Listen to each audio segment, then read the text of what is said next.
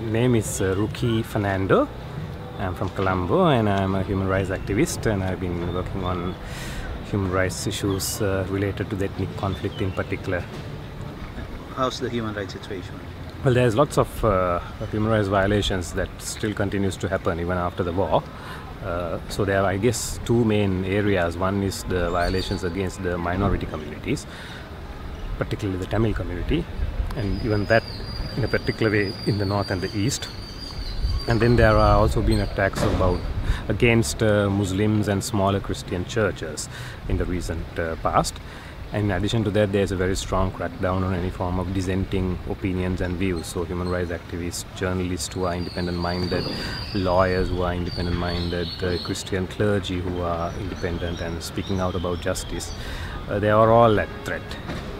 In the last couple of years, numerically, the number of people who have been killed, who have disappeared, have gone down. Because compared to the period when there was a war. But the thing is that we wouldn't want to compare different periods, because a period of war and a period where there's no war is not comparable. So we would like to compare it with our faith, primarily as a Christian, where no one should be getting killed, no one should be getting tortured. And we would like to compare it with national and international law, which says that no one should be tortured, no one should be killed arbitrarily. Why the human rights violations? Is there something that the government is afraid of? I think there are two things. The government is afraid of the abuses that have been committed during the last phase of the war and 3 decades of war coming out, and that powerful people within the government, in the political structures as well as the military structures, will be held accountable. So that's one major fear. The other fear is a threat to their power. So they feel that they can get more power, more wealth, by controlling everything, by repression. And the church, the priests, the bishops are very vocal about this, or how's the church working on human rights? There's a small number of lay leaders, priests, religious sisters, bishops who are speaking out and supporting victims and people who are affected. But sadly, a large number of the priests and the lay people and even the bishops are very silent, and even more sadly, sometimes they even come out publicly in support of the government, defending the government, instead of defending the poor and the oppressed, and instead of supporting the struggles of the poor and the oppressed. Priests and religious and lay people, Christians, are all human beings. It's not only inconsistent with the teachings of the present Pope, it's totally inconsistent with the Gospel, it's inconsistent with the teachings of Jesus Christ, it's inconsistent with Catholic social teachings.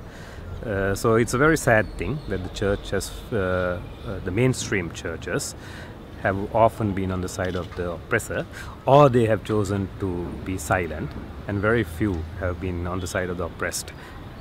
And those Christian leaders who have chosen to take the path of justice, speak out on behalf of the oppressed, themselves have been persecuted.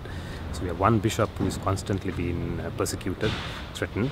We had priests who have been killed, who have been disappeared, who were detained for many months without any charges. We have priests and sisters who get threatened regularly by the military. So this is the kind of persecution they themselves have to face. Well, as Christians, as I think any people coming from any spiritual background, there is hope. And I think that's what drives us to continue this kind of work. And the hope is actually the victims themselves, the people who are affected, like the families of disappeared people who are fighting for truth and justice, the people whose land have been occupied by the military who are fighting to get their land back. The hope is in the few lawyers who still act independently, the few journalists who try to write the truth and voice independent opinions, the few clergy, religious leaders who are on the side of the poor. So these are the people who give us hope. How about threats to your life? Well, yeah, I mean, there was a particular period where I faced serious threats. And I think we always do this work knowing well that there is a risk involved in it. We do take precautions. We are not suicidal. We don't want to be martyrs. So we do take precautions and try to take some, minimize the risk. But basically we know that there is a risk, and because we believe in what we do, we do it, and we believe that anyway we are going to die. That's quite certain. So it's a matter of what you die for that we have a choice with.